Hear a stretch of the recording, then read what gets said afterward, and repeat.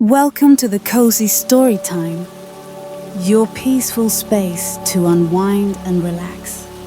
Before we start, make sure to subscribe and like the video for more cozy stories every night. So, where are you watching it from? And what are you doing right now? I hope you enjoyed this story. Tonight, we drift into a land long remembered in songs and dreams. A tale that echoes from the green hills of the Shire to the far-off shores beyond the sea. The world may feel heavy today, or perhaps your thoughts are simply swirling like soft leaves in the wind. Wherever your heart rests this evening, let this story be a lantern, small, steady, and warm, to guide you gently towards stillness. Breathe slowly, and let each word settle over you like the hush of twilight falling over the rolling fields. In the quiet that follows great adventures, when the last songs have faded and heroes have sailed into legend, something tender remains. A feeling, a whisper, perhaps even a question, and sometimes, in the smallest of hearts, that question grows into a journey of its own. Tonight, we follow a gentle hobbit, Tomilo Baggins, whose steps lead not toward glory, but into the silence left behind. His feet are small, but his heart carries the weight of wonder. Let the rhythm of his path ease the clutter of your thoughts and carry you slowly into rest. So find a comfortable place, beneath a blanket, beside a window, maybe curled on your favorite chair. Let your hands relax, let your breath deepen. There's no need to hold on to the day any longer. Here, within this story, there is no rush, no expectation, only a soft invitation to wander, to imagine, to feel safe. As we begin this journey together, remember, you are exactly where you need to be. The stars are watching, the world is quiet, and your story, like all good stories, is just beginning. The morning sun had just begun to warm the rolling hills of the Shire when Tomilo Baggins sat quietly by the round window of his burrow, a cup of chamomile tea cooling in his hand. The fields outside, dotted with blooms and bees, stretched lazily into the distance, as if nothing in the world had ever changed. But something within Tomilo stirred, something quiet and unsettling, like the first tremor before a great storm, or the last sigh after a tale has ended. Tomilo was not a particularly adventurous hobbit. He enjoyed pipeweed and honeyed bread, and his idea of excitement was planting tomatoes a week early.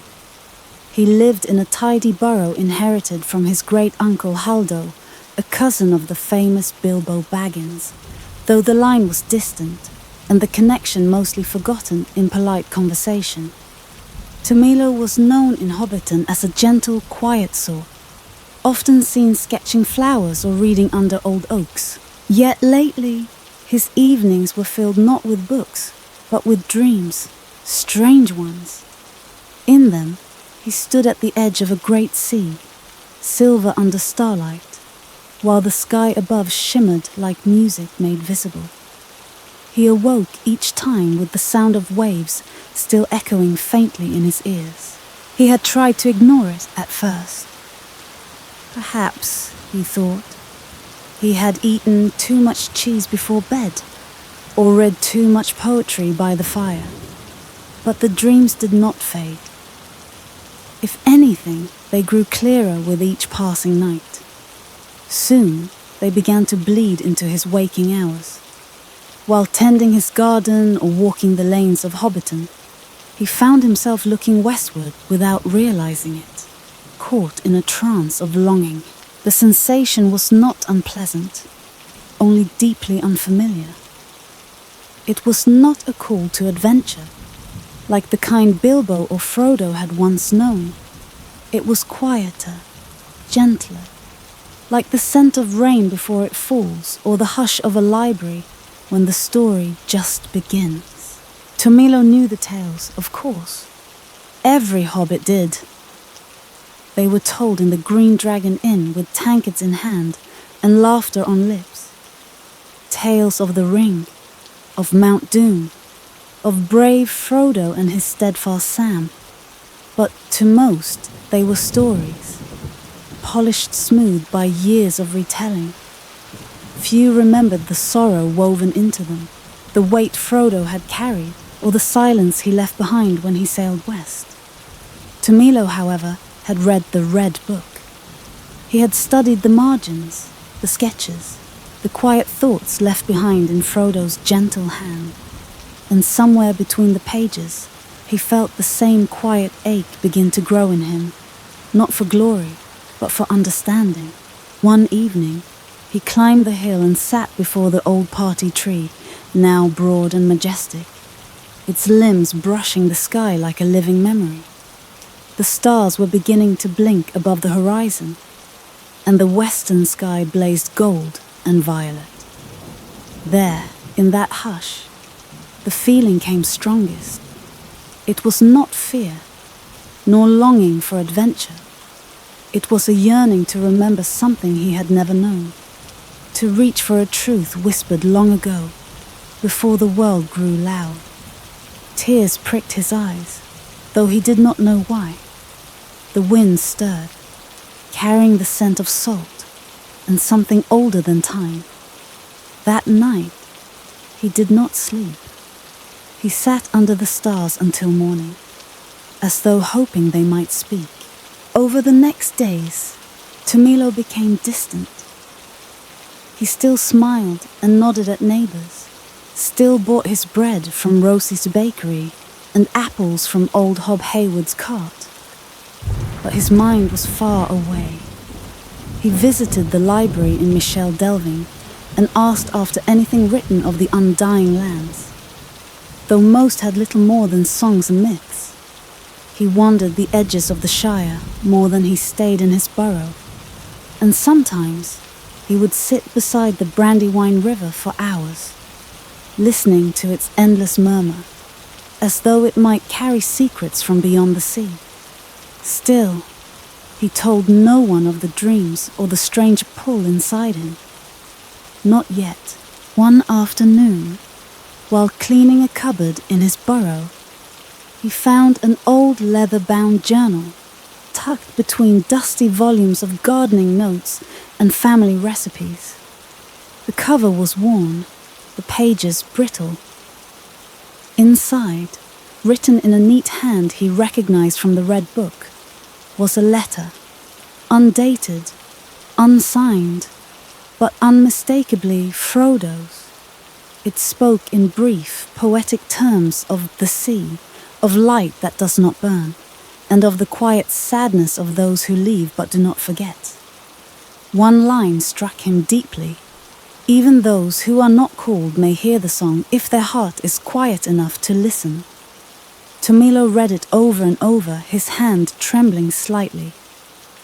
He did not know whether it was meant for him or anyone at all, but it felt as though it was. That night, he returned once more to the party tree, clutching the letter.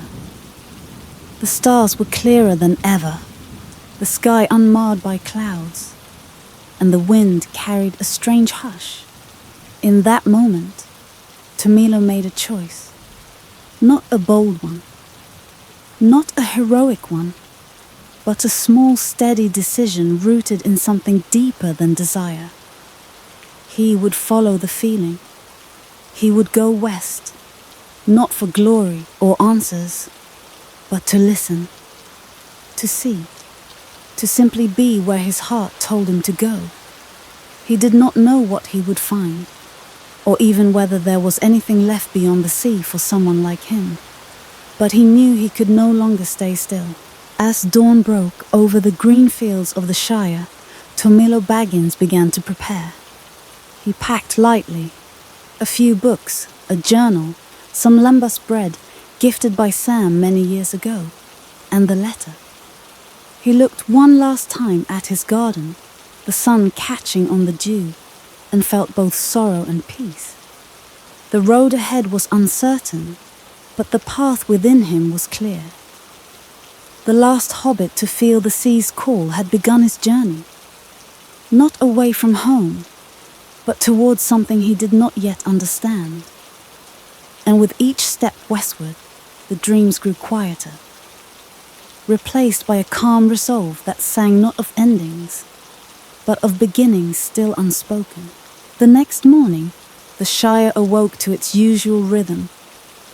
The clink of dishes being washed, the rustle of hedges being trimmed, and the cheerful chatter of neighbours exchanging fresh eggs and news. But Tomilo Baggins moved differently that day, with the air of someone holding a secret too gentle to share.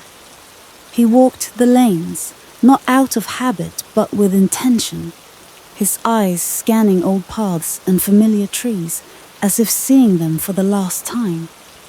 The folded letter from Frodo, so thin, so light, and yet somehow heavier than stone, rested in the inner pocket of his waistcoat, close to his chest. It pulsed there with a strange quietness, a relic from another world passed down through whispers and chants. No one had seen him find it. No one would guess what it meant to him. To the others, he was still just Tomilo, the quiet Baggins boy who talked to birds and collected cloud shapes in sketchbooks. He had one place left to visit before deciding whether the West was only a dream or something more. The home of Samwise Gamgee, once mayor, once gardener, once ring-bearer's companion, stood nestled on a gentle slope near the edge of Hobbiton, a modest home with a cheerful red door and smoke curling from the chimney. Though now old and slow of step, Sam still welcomed guests with a warm smile and a pot of tea. His children were grown, his beloved Rosie gone, but Sam's heart remained firm and bright, like the root of an ancient tree. When Tomilo arrived, he found him in the garden, humming an old tune while trimming the edges of a rose bush with trembling but determined hands. "Morning, lad," Sam said without turning. "You've come with questions, I can tell. The kind you don't ask unless your dreams won't let you sleep." Tomilo hesitated at the gate. His hand twitched toward the pocket with Frodo's letter. But he didn't take it out. Not yet. "Mr. Samwise," he said softly. "Do you still think about him? About Frodo?" Sam paused his trimming, shears held mid-air. "Every day," he said, and turned with a weary smile that carried the weight of lifetimes. "Some days, I hear his voice when the wind's just right. Other days, I think I see him walking ahead of me in the mist. But he's gone, lad. Farther than far." Tomilo stepped into the garden, the scent of lavender brushing against him like a memory. "Do you think he meant to leave something behind?" he asked. "Not just the book, but more." Sam's eyes narrowed kindly. "He left what he could. The rest, I think, he gave to the sea." They sat together on the back bench, under the shade of a fig tree. The silence between them was soft, like a lullaby remembered halfway. Tomilo finally took out the letter, unfolding it carefully. Sam recognized the handwriting immediately. His breath caught. His weathered hands trembled slightly. "Where did you find this?" he whispered. Tomilo explained quietly and without drama how he'd found the journal tucked deep behind old shelves. Sam read the letter with the reverence one gives to sacred things. When he finished, he held it to his chest, then passed it back. "I'd forgotten he wrote this," he said. "Or maybe I never knew. He always said not everything needed to be shared. But you hearing it now, that means something." Tomilo looked down at the letter, then back at Sam. Do you think it's real? The call? I dream of waves and stars and it doesn't feel like a story. Sam sighed, a deep, earthy sound. Some say only the elves and ring-bearers could go. Others say the sea forgets such rules. But what I know is this. Hearts like yours don't wake up restless for no reason. He leaned forward, eyes shining with something unspoken. I sailed once, you know, a short way, just to see. Frodo arranged it before he left. A boat, small and steady. I didn't reach the west, not truly, but I saw something, a light on the horizon, and for one moment, I felt peace like none I'd ever known. That moment hung between them like mist over water. Tomilo felt his throat tighten. I don't think I can stay, he whispered, even if I never arrive. I think I have to try. Sam nodded slowly, the leaves rustling above as if in agreement. Then go, lad. Go with the wind at your back and hope in your heart. Don't let anyone tell you it's foolish to follow where your soul leads. I've lived long and I've learned this. Not all journeys are about reaching places. Some are about remembering things the world forgot. He reached into a drawer inside the house and returned with a small satchel. Elven bread, he said, from long ago. It keeps. Take it. It was meant for someone who walks west. Tomilo accepted it with both hands, bowing his head in thanks. They shared tea before he left, speaking little more. As the afternoon sun filtered through the garden, casting long golden beams across the grass, Sam placed a hand on Tomilo's shoulder. If you don't return, I'll understand. If you do, I'll be here. Until I'm not. There was no sadness in his voice, only a soft acceptance, like the final note of a long song.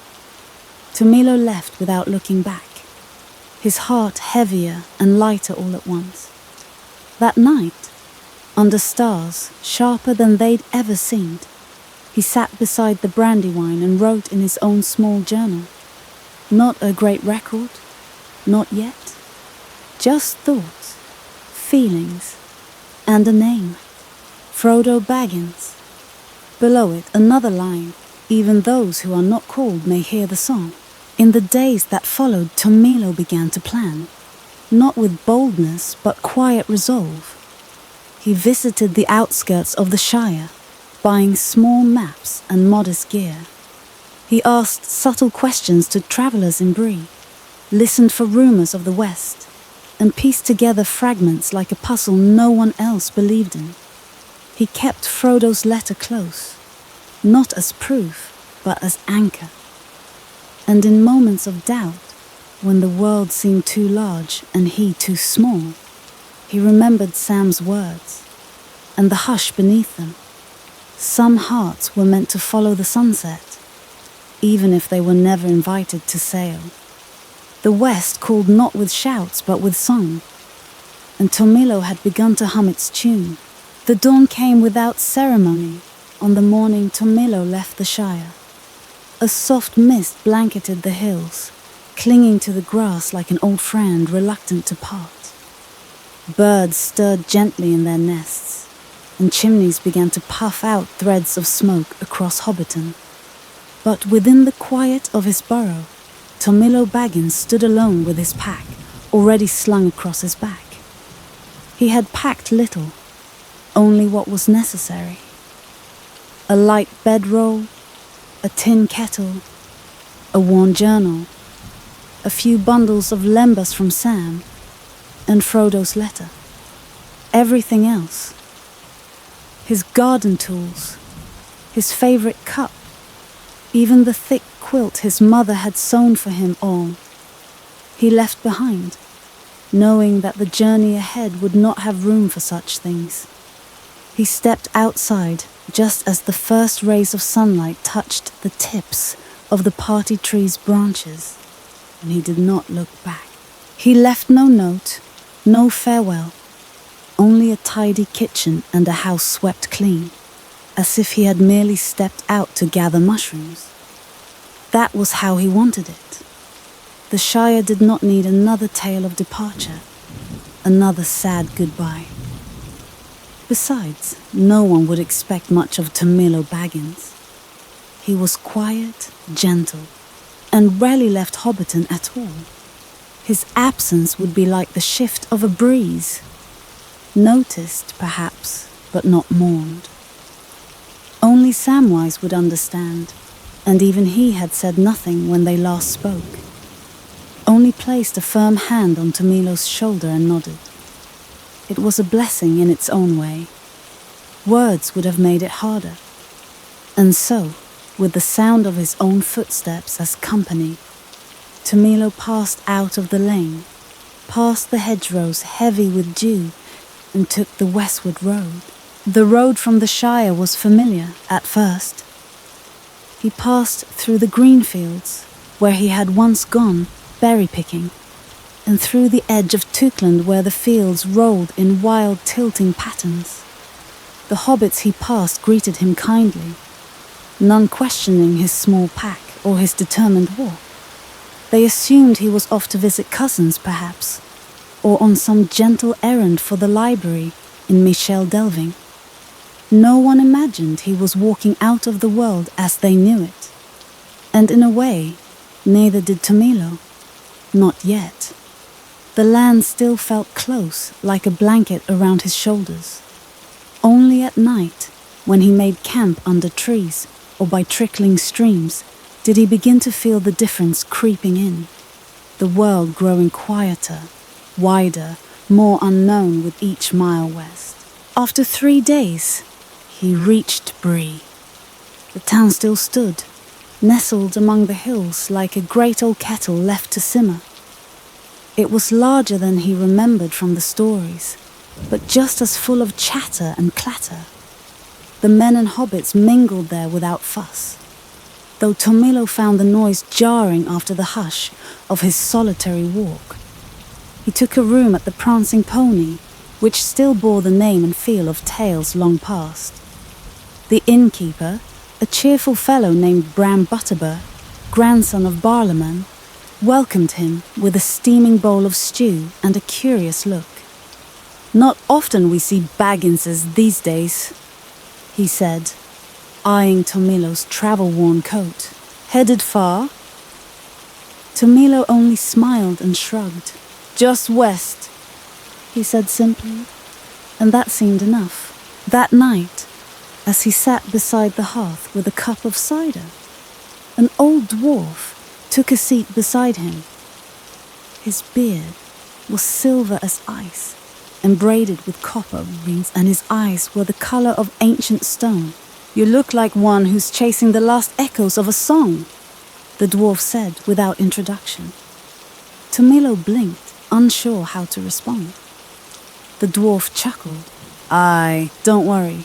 I've seen your kind before. Those who carry silence like a torch. Heading to the Havens, I'd wager." Tomilo hesitated. "I don't know if I'll reach them," he admitted, "but I'm going that way." The dwarf nodded slowly. "That's all that matters. Not every road has a promise at the end. Some are walked just so they're not forgotten." He left Bree at dawn, when the sky was still grey with sleep. The road narrowed as he moved westward, no longer a lane for carts and wagons, but a path for feet and quiet thoughts. Here, the land began to change. Trees grew taller, their branches thick and ancient, and the wind spoke more clearly in the leaves. Sometimes he heard birds he did not recognize, voices sharper or sweeter than those in the Shire. Other times, the trees themselves seemed to creak in a language half remembered. He crossed rivers with no names and walked through meadows filled with golden grasses that swayed like sea waves. The further he went, the more the world seemed to step out of time. He found Rivendell after many days, nestled still in its secret valley, though the air there felt thinner and lonelier than the songs had described. The elves were fewer now, pale and graceful as always, but quieter, as if waiting for something, or perhaps waiting for nothing at all. Lord Elrond had long sailed, and most of the great ones were gone. But a few remained. They did not ask many questions, but one elder, her hair white as snowlight, spoke gently with Tomilo beneath the stars. "You are not the first," she said, "to feel the ache of the West without invitation. But that ache is not a burden. It is a gift. It means you still remember something the world has tried to forget." She gave him a small vial of oil, clear and shimmering, to light the way when light grows thin, and blessed his feet in Elvish tongue. He stayed in Rivendell only 3 nights, enough to rest and let his heart grow quiet again. The valley was beautiful beyond words, but it was not his ending. Not yet. When he left, the elves watched him go in silence, and one sang a song so soft it could barely be heard. The road became harder after that. The wild was wilder, the paths less marked. He slept beneath ancient oaks and beside silver streams that seemed to laugh at dreams. Sometimes he felt eyes watching from the hills, not unfriendly, but curious. The world here held memories deeper than Shire tales could tell. Yet Tomilo did not fear. He walked with steady steps, the letter close to his heart and the sound of the sea beginning to rise faintly in his dreams again. He had passed beyond the borders of maps now, beyond the names hobbits remembered. Still, he pressed westward, toward the horizon that glowed each evening with the soft fire of forgotten songs. He did not know what lay ahead, only that something waited.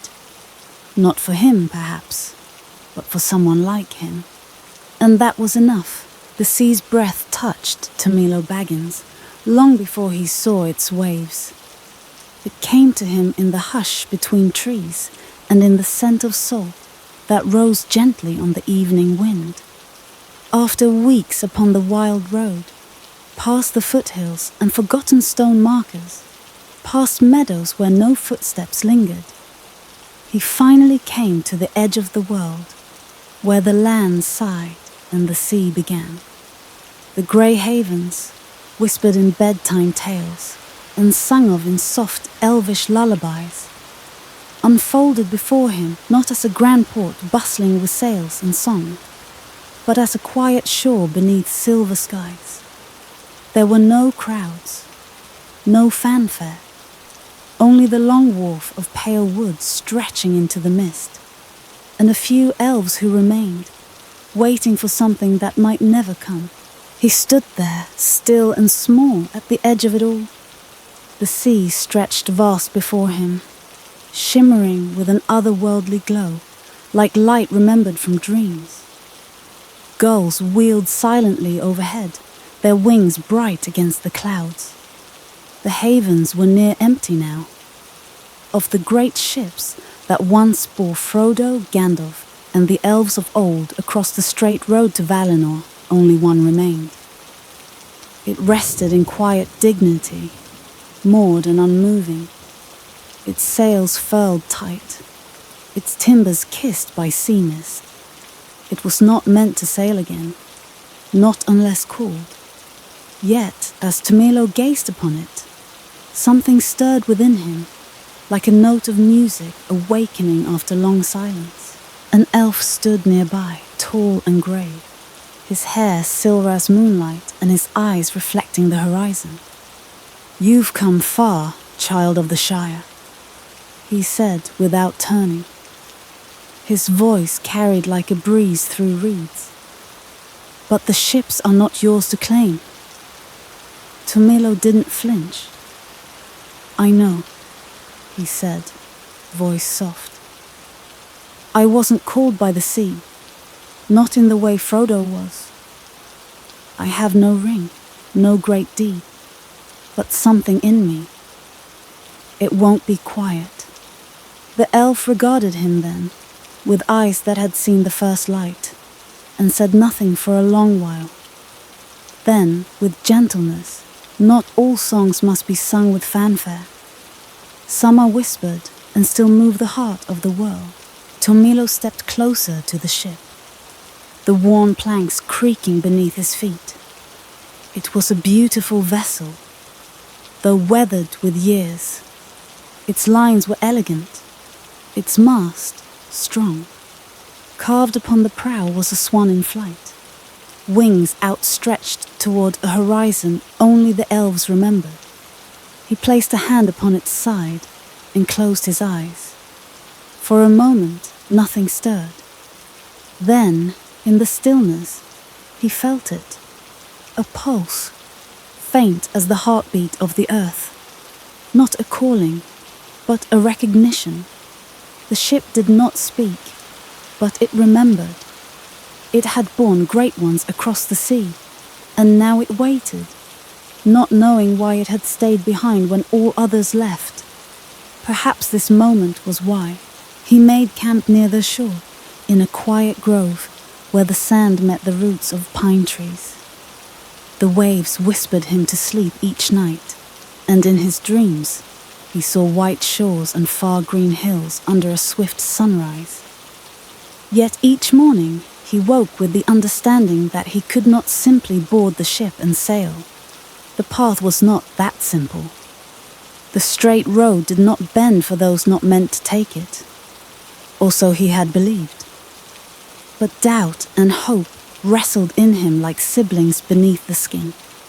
He spent his days wandering the cliffs and meadows nearby, listening, not to voices, but to the sea itself, as if it might one day speak clearly. One morning, as gulls cried high above, and the tide crept slowly up the stones, he met her. A figure walked the shore in silence, garbed not in elven robes, but in the simple garb of a traveller. Boots, sea-worn, cloak faded by time. Her hair was dark, braided with shells. Her face bore both age and agelessness. She introduced herself only as Enelin, and her presence felt older than the havens themselves. "You wait here," she said, "but you do not ask." Tomilo blinked. "Ask what?" She tilted her head, listening to the surf. Why this ship remains? Why the sea has not taken it? He hesitated. "I thought it stayed for someone else. A great elf, maybe. A forgotten lord." Enelin smiled softly. "It stayed for remembrance." In the days that followed, they spoke often. She told no tales of Valinor, no secrets of the undying lands. But she listened to Tomilo's story. The dreams, the letter, the ache in his bones he couldn't explain. "You do not seek to escape," she said one dusk, as they watched the sun melt into the horizon. "You seek to remember, and that is a rare thing in this fading world." Tomilo sat in silence, watching the ship. "Do you think it could carry someone like me?" She did not answer with words. Instead, she walked to the edge of the dock and placed her palm upon the ship's railing. A moment passed. Then, a soft groan echoed from within its hull, like old wood waking from slumber. The elves watched, but did not intervene. Some sang quietly, a song Tomilo could not understand, yet it stirred something deep within him. That night, he sat aboard the ship, not to claim it, but simply to be near it. The sea was calm, the stars cold and bright above. Enelin joined him. "The ship will not sail on its own," she said, "but it may follow your longing, if it is strong enough to shape the wind." He stared at the stars, unsure if she meant hope or madness. "Would it be wrong to try?" he asked. She shook her head. To seek beauty is never wrong. To follow memory is a kind of courage. Then she was gone, her footsteps leaving no mark on the dock. Tomilo sat there until dawn, with Frodo's letter on his lap, and the wind curling through his hair. He read the words again and again, not looking for meaning anymore, but for reassurance that he had not invented this call within himself. He remembered Sam's eyes, the garden in bloom, the hush in Rivendell. He remembered his first glimpse of the sea, and as the first light of morning touched the sail, he whispered, "Even if I never arrive, let me try." The wind stirred then, not sharply, but as if in agreement, and the ship creaked again, shifting softly on its mooring. Whether by magic or mercy, it was listening. He did not know what would happen. The sea might part for him, or close. The ship might drift, or vanish beneath the waves. But he had come to the very end of the land, and there was nowhere else for his heart to go but forward. He would not demand passage. He would not pretend to be more than he was. He would simply step aboard with the memory of those who had sailed before him, and the hope that perhaps even a hobbit uncalled might find his way toward the forgotten light. Tomilo Baggins stood upon the deck as the first swell nudged the hull of the old elven ship. The grey havens fell behind in mist and morning hush, the wharf and tall trees blurring as if through a veil. There had been no ceremony to mark the departure, no fanfare, no farewell songs. Only the low, rhythmic groaning of wood and the whisper of the tide drawing him away. The ship had moved without sails unfurled, carried not by wind, but by something deeper. A will, perhaps, or an ancient memory answering his yearning. He did not know if the straight road had opened before him. The sky looked no different, the stars no nearer, but the sea beneath him had changed. It no longer swelled with ordinary waves. It pulsed in long, slow breaths, as if it too had awakened to walk an old dream. Days passed, or what Tomilo thought were days. Time, once shaped by sunrise and supper, slipped its familiar clothes and drifted like sea foam. The sky remained dim and quiet, neither fully dawn nor dusk. The stars above, once mere pinpricks in the velvet dark, grew larger, colder, almost sentient. He sailed not under the sun, but beneath a deep twilight, where no gulls cried and no ships followed. The sea stretched out in stillness, blue and black and silver all at once. Tomilo tended the deck alone, trimming lines he didn't know how to name, wiping salt from the rail, and boiling tea with the little fire he kept in a covered brazier. The ship, strangely, needed no guiding hand. It moved steadily, calmly, as though it already knew where it must go. He kept Frodo's letter beside him still, though he no longer read it every night. Instead, he began to write in his own journal. Small entries, quiet things. Descriptions of the light on the water, the strange shapes he thought he saw below, like silver fins or cities sunken deep. He wrote of dreams too, dreams that came now like music, drifting in from another room. In one, he stood on a hill and saw a white tree blooming stars.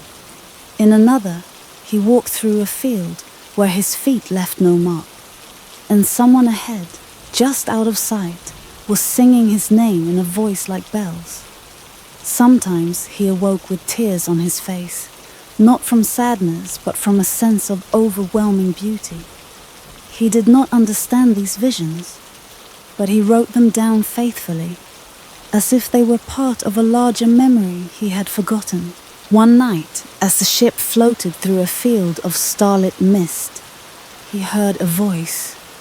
Not a human voice, not spoken aloud, but something that filled the very timbers of the ship and his own chest with resonance. It said no words. It needed none. But Tomiro felt its meaning all the same. You are remembered. He stood there on the deck for a long time, hand on the rail, shivering though the air was calm. To be remembered, not for deeds or songs, but simply for being, was a kind of grace he had never known. Not even in the Shire, among those who loved him, had he felt so fully seen. The ship, it seemed, was more than wood and sail. It was a vessel of remembrance, and it had waited, not just for him, but for all the silent hopes carried by those who stayed behind. Another day or night he saw land in the distance. Not the undying lands, surely. This place was dark, jagged, its mountains clawing at the sky like broken hands. The ship veered not toward it, but beside it, giving wide berth. Tomilo stared as they passed. Fire flickered in the hills, faint and unnatural. He thought he saw figures moving, tall, pale things watching from the shore. One lifted a hand. He blinked, and it was gone. The ship groaned and sailed on steady as ever, though Tomilo's heart beat faster. Not every land across the sea was blessed, he realized. Some shores were lost, remnants of ancient wars and fallen kings. The sea was not a straight bridge to peace. It was a memory itself, full of shadows and echoes, light and sorrow. He wondered then if the ship had carried others here before, if Frodo and the rest had passed near those cliffs in silence, seeing what he now knew. When next he slept, he dreamed of Sam, not as an old mare with white hair and children at his knees, but young again, kneeling in a garden with dirt under his nails and sunlight in his curls. Sam turned to look at him, smiling without surprise. "You've gone farther than I did," he said, wiping his hands on a cloth, "and not because of rings or heroes, but because you listened to your own heart." Tomilo wanted to speak, to ask how he could keep going, but in the dream, Sam only pointed, beyond the garden, toward a forest of silver trees. "Keep going, Tom," he said softly. "What you seek may not be what you think, but it's waiting." When Tomilo woke, the air had changed. The ship was no longer drifting. It had slowed, as if hesitating. Ahead, the sea shimmered in odd, luminous patterns. Light moving not across the surface, but deep beneath it. He leaned over the rail and saw not fish or seaweed, but runes. Lines of glowing script curling like vines far below. Elvish, he guessed, though the language pulsed with something older. The ship creaked. It had reached a veil, unseen border. Here was the place where most would stop. Even the bravest mariner might turn back, sensing that what lay beyond was not meant for mortal eyes. Tomilo stood there, breath caught. The ship did not move forward, not until he chose to aim. And he did choose.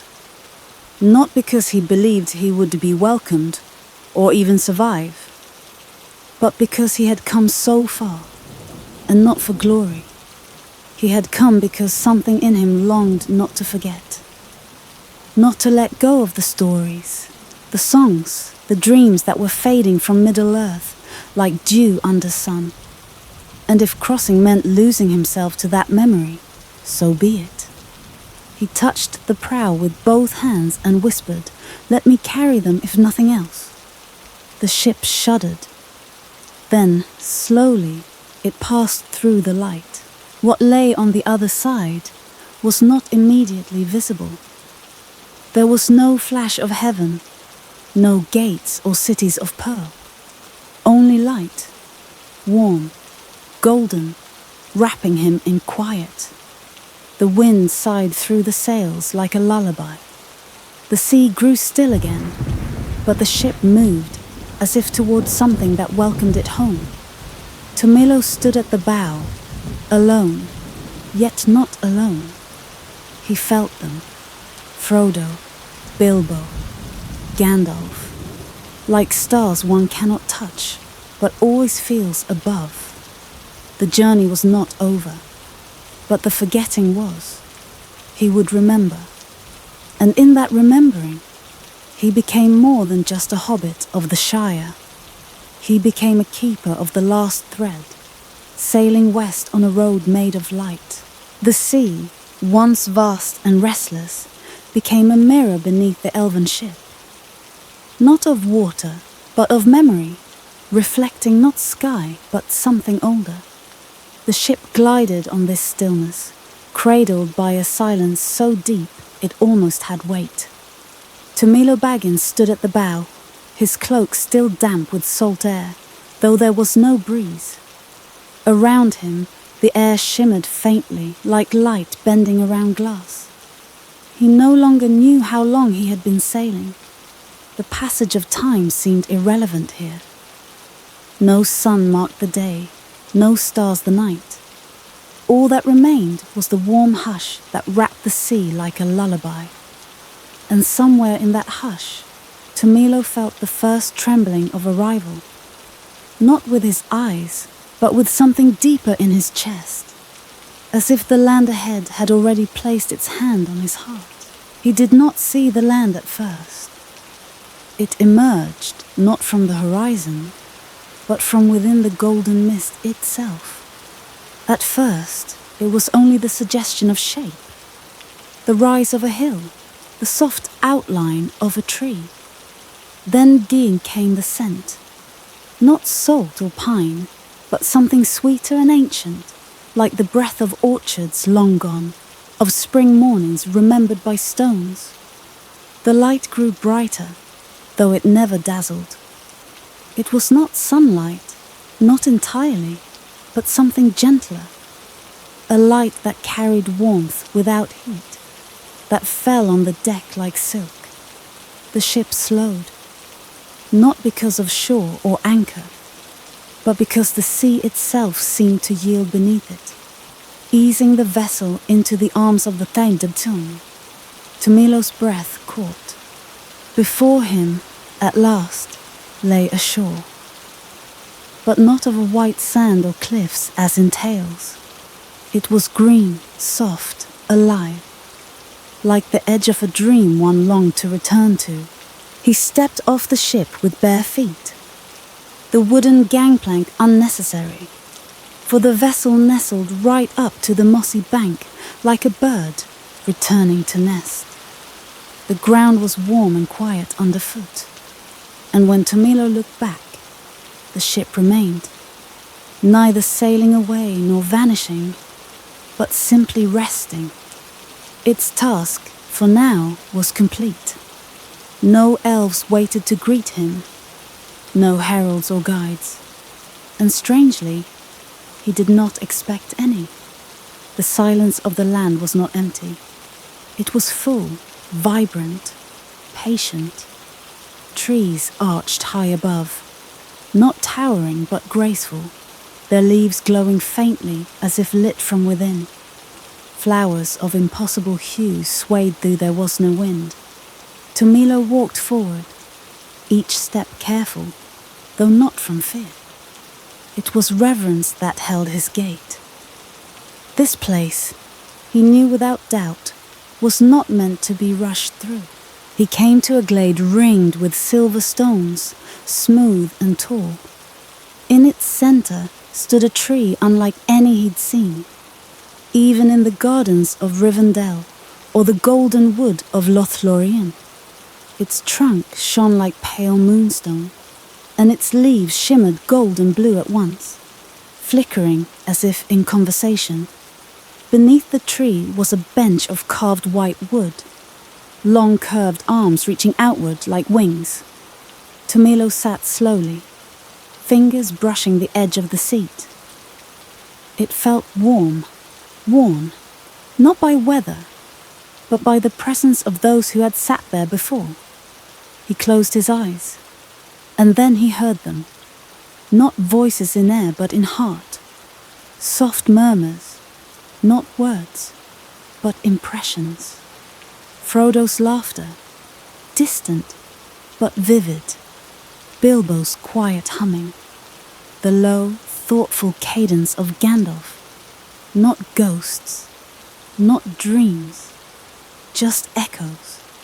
As though the land remembered those who had come and left something of themselves behind. As he sat, something loosened within him. Not grief, not joy, but a quiet surrender.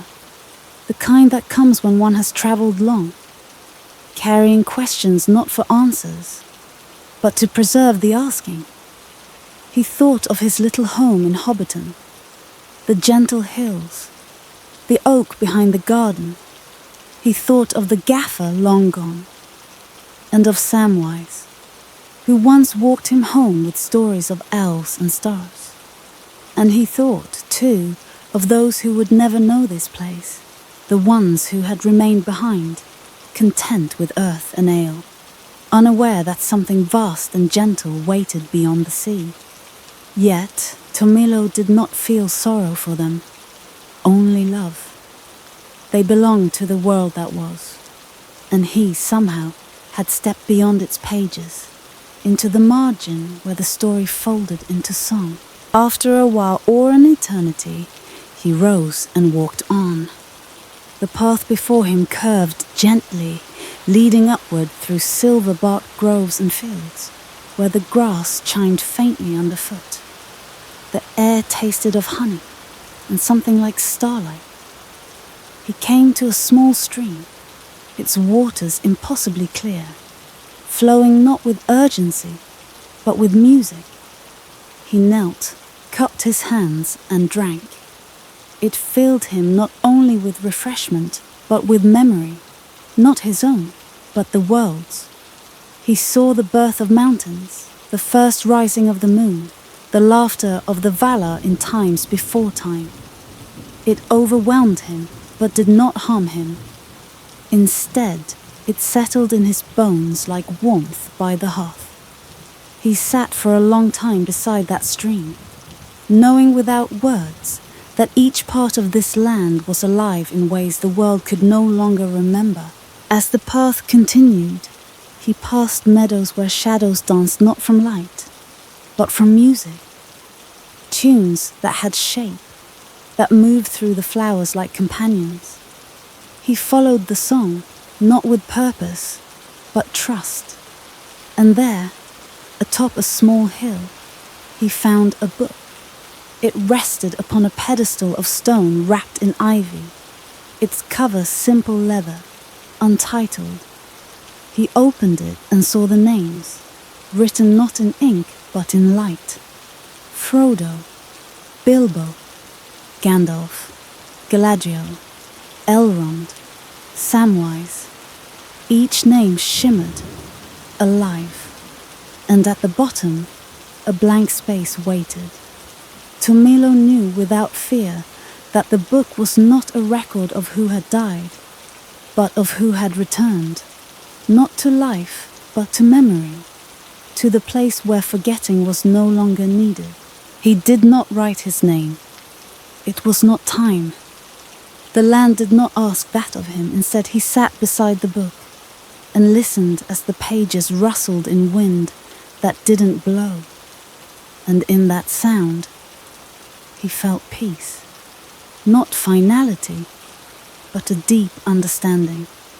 The journey he had begun had not been about reaching Valinor or finding Frodo. It had been about remembering that even the smallest hearts carried echoes of the great tale. and in remembering, they gave it life again. The Shire had taught him love. The sea had taught him longing. This place, this quiet shore, taught him stillness. And as the light changed subtly, bathing the hill in hues of dawn and twilight all at once, Tomilo Baggins smiled. He would stay, not forever, but long enough to let the story settle. Enough to let the wind carry it back across the water. Enough for Middle-earth to remember what it still held dear.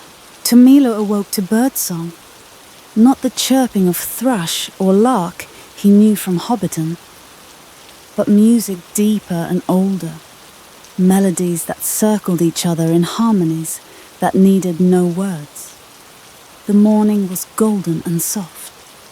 Dew shimmered like tiny stars on the grass, and the light had that same warm patience that filled every corner of the land he now walked. He sat beneath the same tree where he had once heard the wind carry Frodo's laughter and the memory of friends long past.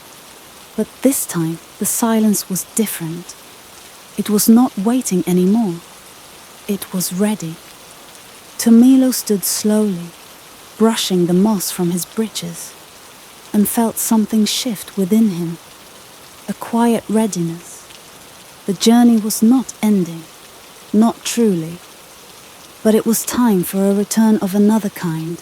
He followed the path back to the glade, past the stones and stream and whispering grass. The book remained closed now, its surface warm to the touch. Still he did not write his name. It wasn't needed. He understood at last that this land did not require signatures or declarations. It remembered by feeling. Every step he had taken, every dream, every hesitation, had already been folded into the music that moved through its trees and fields. He had become part of the harmony, and with that knowing came another truth, one that surprised him, though perhaps it should not have. He could go home, not because he had failed to belong, but because he had learned to carry the memory within himself. He could return to Middle-earth not as a seeker, but as a bearer of light. At the water's edge, the ship waited again. The mist had returned to the sea, but it no longer seemed mysterious or forbidding. It felt like a friend, a veil that gave space for transformation. Tomilo stepped aboard, his feet sure, his heart calm. The ship welcomed him silently, its wood groaning gently like an old friend rising from slumber. He did not steer it. He didn't need to. The vessel turned of its own accord, slowly, gently, and began its passage eastward. Behind him, the land remained bathed in golden hush, untroubled by farewells. It did not vanish. It simply softened, retreating into light like a lullaby slipping behind sleep.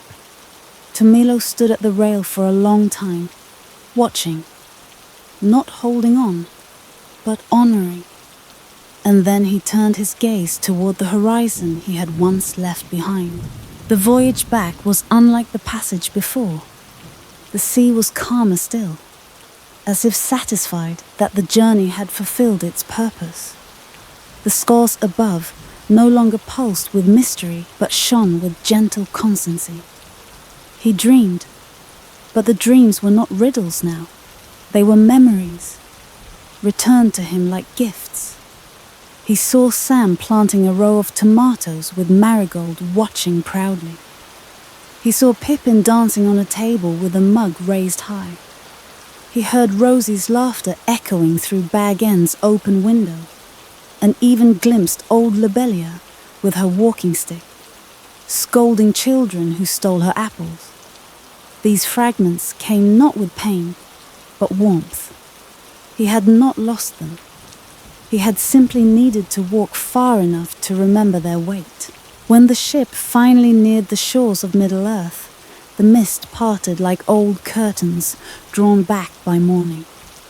The coast was familiar, greener maybe than he remembered, and the smell of earth struck him with sudden force. He realized then how deeply he had missed it. Not just the place, but the smallness of it, the closeness of tree to root, of fence to garden, of story to heart. The ship nudged the bank without fanfare. There were no elves to greet him, no magic lights or watching stars, just a shore, a path, and the sky beginning to shift toward twilight. Tomilo stepped down, feeling the grass beneath his feet, and knew he was home. Not the same, but home. He walked through woods and meadows with the ease of one who remembered the way, not by map but by heart. And as he neared the familiar hills of Hobbiton, the light shifted again, gold spilling down the slopes like honey. Smoke curled from chimneys, the smell of bread and earth filled the air, and distant laughter rose from the party tree. It was a quiet day, but not silent. The world here had kept moving. It hadn't paused to wonder where Tomilo had gone. But he did not mind. That was the way of things. The world turns, and sometimes it forgets. That was why some must remember. He came to the small round door of his cottage and placed his hand on the knob. The wood was worn just as he had left it, the iron latch cool to the touch. He opened the door and stepped inside. Dust had gathered, and the hearth was cold. But everything was waiting. His books, his tea kettle, even the small stool by the fire. He set down his pack and lit a flame.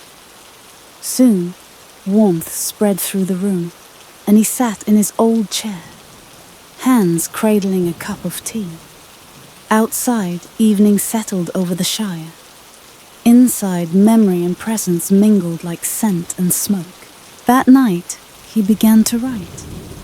Not about glory or magic, but about the sound of waves beneath stars, the whisper of trees that never slept, the way silence could hold a song. He wrote for no audience, no one needed to read it, but the words came like water, and he let them. And sometimes, just before sleep, he thought he heard laughter carried in from the hills, a quiet echo, barely a breath. Frodo, Sam, Bilbo, not gone, never gone. Just listening, the next morning, a child knocked at his door. A little hobbit lad, no taller than his table, eyes wide with curiosity. "Are you the one who went away?" he asked. Tomilo smiled. "I suppose I am," he replied. "Did you find the elves?" the boy asked eagerly. "I found something better," Tomilo answered after a pause. "I found a song that hadn't finished singing." The child blinked, confused but content, and scampered off. Tomilo watched him go, then returned to his garden. The earth felt good in his hands. He planted marigolds first. Then, slowly, he began to sow the silver-leafed seeds he had brought across the sea. Not for fame, not for memory, but for the joy of seeing something grow where nothing had been before. As the flowers bloomed, shimmering faintly in the moonlight, the stories of the Middle-earth sang quietly within him, old and new, full of light and longing. And in a little home, beneath a quiet hill, the last hobbit who had gone west lived his days not as a legend, but as a keeper of forgotten songs. And when, at last, Tomilo's own time came, it did so like a soft tide, slipping into the harbour. No fanfare, no shadow, just peace. His garden still bloomed, the stars still rose, but the door stood open, and the wind carried a scent of salt and golden leaves. And if anyone passed by that round green door, they might hear, on the edge of hearing, a song too old to name, sung by a voice as small and bright as a hobbit's hope.